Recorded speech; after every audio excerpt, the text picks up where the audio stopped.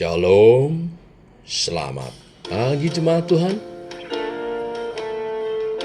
Berjumpa kembali dalam doa pagi online. Mari buka hati, izinkan Tuhan bekerja. Ujilah aku, Tuhan.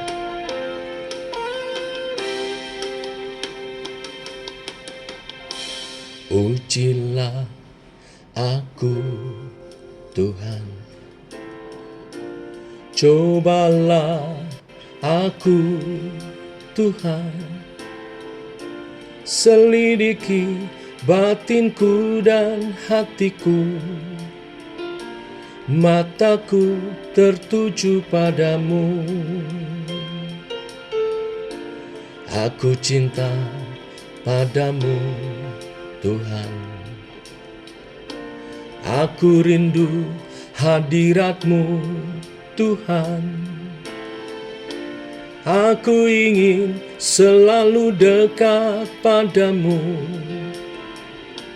menikmati kehadiran-Mu. Ku nyanyi Hosana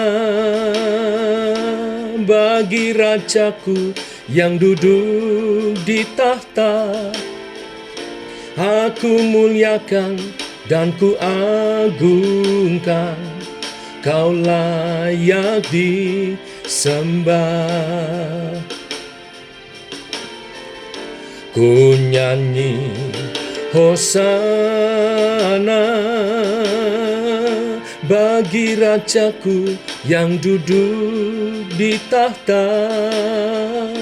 Aku muliakan dan ku agungkan, Kau layak disembah.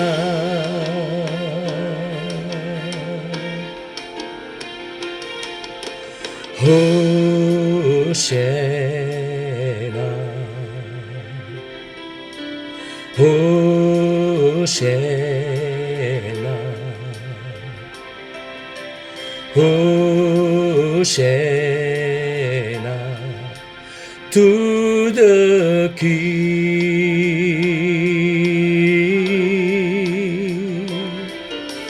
Hosana,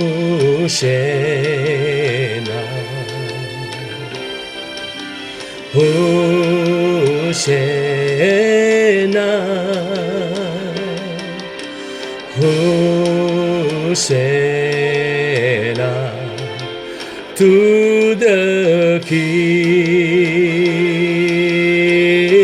Ku agungkan Yesus Raja yang berkuasa dan layak disembah. Ku agungkan Yesus Raja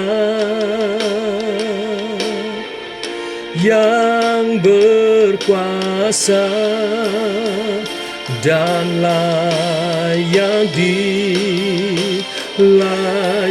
disembah. Ku nyanyi Hosana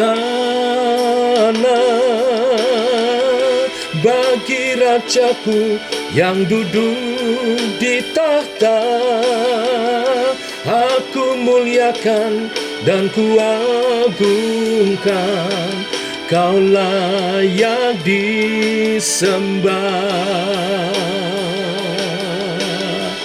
Ku nyanyi Hosana bagi Rajaku yang duduk di tahta. Aku muliakan dan ku agungkan, Kau layak disembah. Ku agungkan Yesus Yesus Raja yang berkuasa dan layak disembah. Kau layak disembah, Kau layak disembah.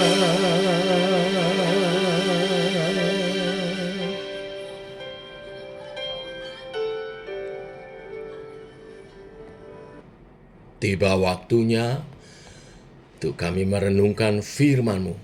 Firman-Mu lah suluh dan terang bagi jalan kami. Berfirman Tuhan, terangi jalan kami, tuntun langkah kami. Oleh kebenaran firman yang sebentar kami renungkan. Dalam nama Tuhan Yesus Kristus. Amin. Bapak Ibu, firman Tuhan pagi hari ini Lukas 21 ayat 34 sampai 38. Demikian firman Tuhan. Jagalah dirimu supaya hatimu jangan syarat oleh pesta pora dan kemabukan serta kepentingan-kepentingan duniawi, dan supaya hari Tuhan jangan dengan tiba-tiba jatuh ke atas dirimu seperti suatu jerat. Sebab ia akan menimpa semua penduduk bumi ini. Berjaga-jagalah senantiasa sambil berdoa, supaya kamu peroleh kekuatan untuk luput dari semua yang akan terjadi itu, dan supaya kamu tahan berdiri di hadapan Anak Manusia. Pada siang hari Yesus mengajar di Bait Allah, dan pada malam hari ia keluar dan bermalam di gunung yang bernama Bukit Zaitun. Dan pagi-pagi semua orang banyak datang kepadanya di Bait Allah untuk mendengarkan Dia. Bapak Ibu jemaat Tuhan, firman Tuhan pagi hari ini adalah tentang supaya kita tetap berjaga-jaga. Hari Tuhan akan datang. Bahkan banyak peringatan mengatakan segera. Aku datang segera. Banyak orang berspekulasi memperkirakan kapan hal itu terjadi. Akan tetapi tak seorang pun tahu kapan waktunya selain Allah sendiri. Apa yang harus kita kerjakan?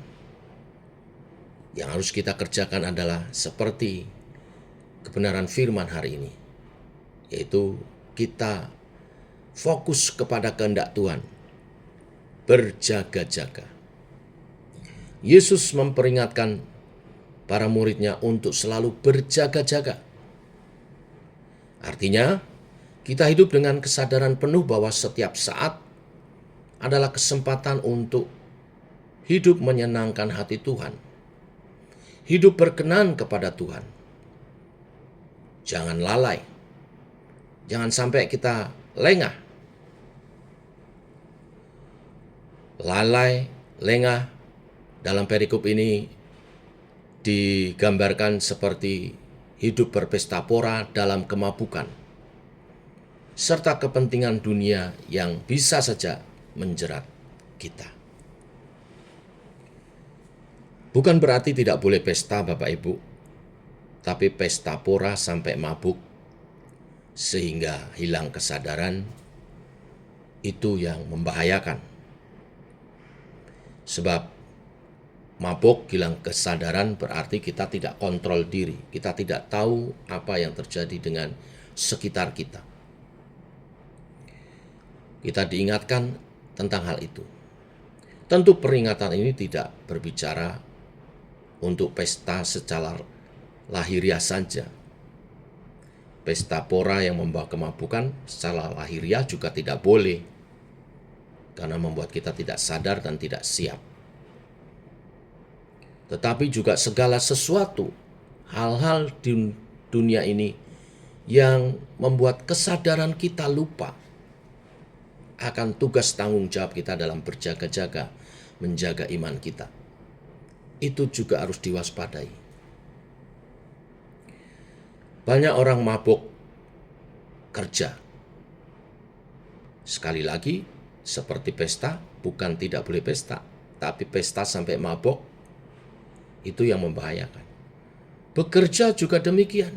Bekerja adalah juga perintah Tuhan supaya kita dapat mencukupkan kebutuhan kita sendiri dan juga mencukupkan kebutuhan keluarga kita, karena Tuhan juga memerintahkan supaya setiap kita mencukupi kebutuhan keluarga, bertanggung jawab kepada keluarga kita. Tapi mabuk kerja itu berbeda. Kerja terus sampai lupa ibadah. Kerja terus sampai lupa berdoa. Kerja terus sampai lupa segala-galanya. Ini yang tidak boleh.